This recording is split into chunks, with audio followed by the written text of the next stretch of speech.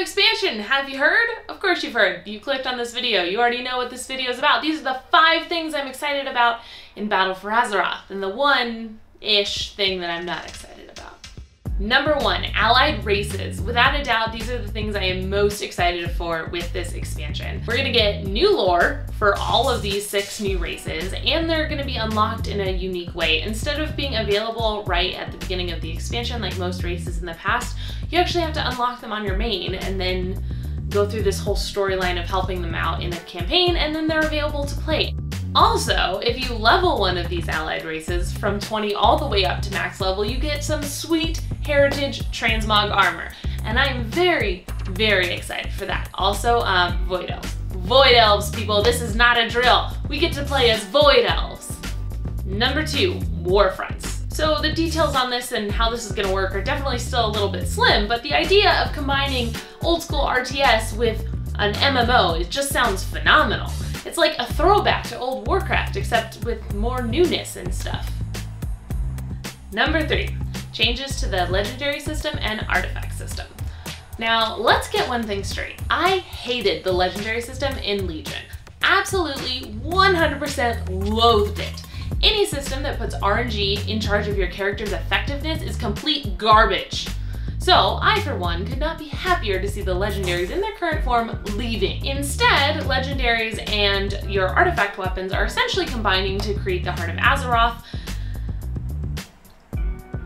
which will unlock powers on your Azerite armor. I forgot the last half of that sentence. I'm still so angry about these damn legendaries that I can't even think about the next expansion. Instead, your legendaries and your artifact weapons are essentially combining to create the Heart of Azeroth, which will be a pendant that you wear, and it will unlock different bonuses and strength and powers and stuff in the Azerite armor. So instead of that cool ability your legendary gives you being locked behind RNG and pure bad luck, it'll be locked behind an AP grind, which is far better in my opinion.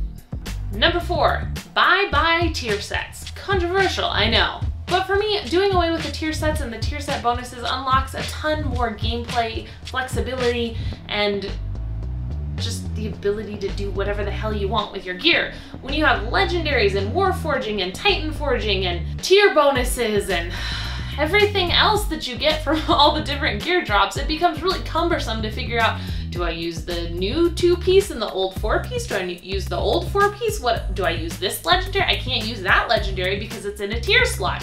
And I can't use this new warforged item because it conflicts with another tier slot. It's a pain in the ass. So personally, I'm very glad that the tier set bonuses are going away.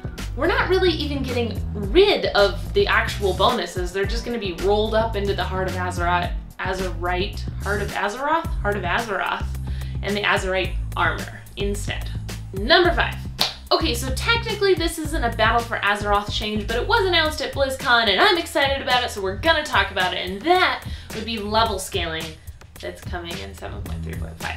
But level scaling, and also since allied races were the first thing on this list and level scaling will directly impact the awesomeness of allied races, I feel like it deserves a place on this list. I love exploring the old world. I love wandering through Winterspring and Felwood. I love exploring Red Ridge Mountains and Stranglethorn Vale. What I don't love is out-leveling the damn place before I've even seen half of it. This is a huge quality of life change that will improve the leveling experience for everyone. This is good for those of us who have leveled through Westfall so many times we want to light it on fire, but it's also good for the new player as well. WoW's current leveling system is confusing. It's not intuitive to know when you need to switch zones or how to get there. And while this change won't exactly fix the how to get there part of that, it will fix the when to switch new zones part, because now you can stay in a zone until level 60. You'll run out of quests, but you can keep killing boars.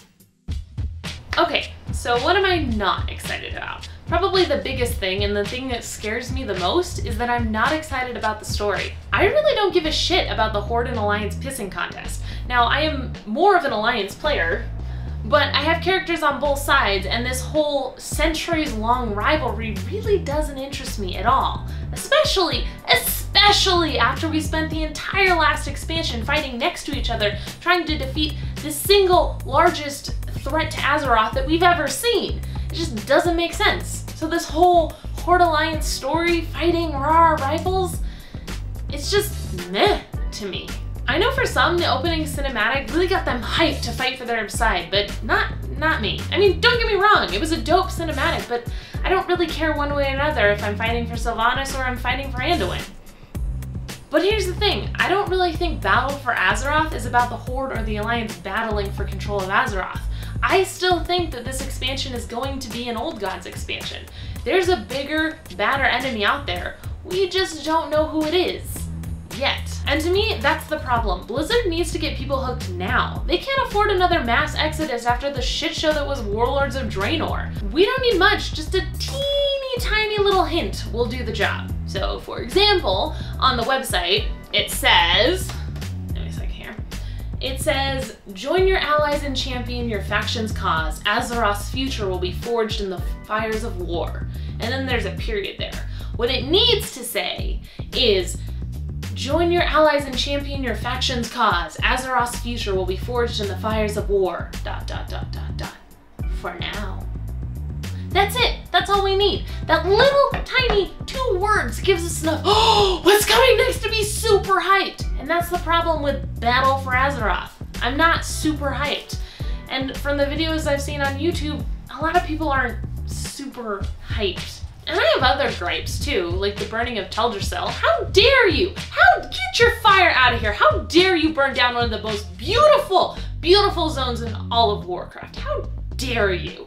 And the expansion name, Battle for Azeroth. Really, whose brilliant idea was that? It sounds like a hyper-masculine body wash marketed to insecure male gamers. Battle for Azeroth. Really? Really, you didn't have, there wasn't, like, name number 2 didn't, really? Battle for Azeroth is what you went with? Okay then. So yeah, I'm not overly hyped about this expansion, but I want to be. I love World of Warcraft, I love this game, and I want to see it succeed. So I'm trying not to nitpick too much before I even play it, but a name change would be kind of nice. And honestly, even if the endgame sucks, I'm gonna be so caught up in leveling 6 new allied races that I'm gonna be plenty happy regardless. So those are the 5 things I'm excited about and the 1-ish thing that I'm not excited about. What are your thoughts on Battle for Azeroth? Do you also hate the name? What are you excited about? Let's turn this into a positive comment section. What are you excited about in Battle for Azeroth? What have they yet to announce that you hope they announce and you hope that we will see in the coming expansion?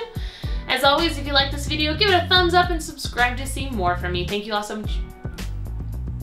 Thank you all so much for watching, and I will see you next time. Bye-bye!